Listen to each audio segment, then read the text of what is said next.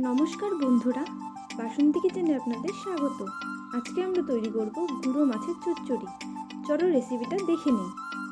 চলো আলুর মধ্যে ভালো করে ধুয়ে রাখা গুঁড়ো মাছ দিয়ে, সামান্য হলুদ দিয়ে, গুঁড়ো সস, আদা, জিরে ও পেঁয়াজ বাটা দিয়ে, সামান্য নুন দিয়ে, সামান্য তেল দিয়ে, কুচনো পেঁয়াজ দিয়ে ভালো করে মেখে নিচ্ছি।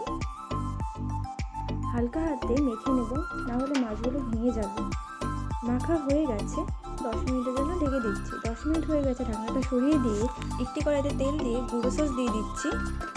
তেলটা গরম হয়ে গেলে মাখা মাছগুলো দিয়ে ভালো করে উল্টে পাল্টে নিচ্ছি।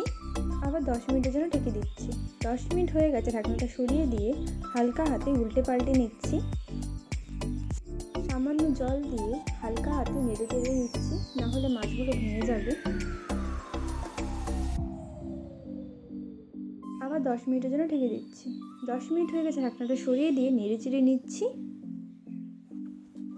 হয়ে গেছে, এখন নামিয়ে নিচ্ছি। গুঁড়ো মাছের চচ্চড়ি তৈরি। আপনারাও বানিয়ে দেখবেন, খুবই টেস্ট খেতে। রেসিপিটা ভালো লাগলে লাইক, শেয়ার ও কমেন্ট অবশ্যই করে দেবেন। ধন্যবাদ।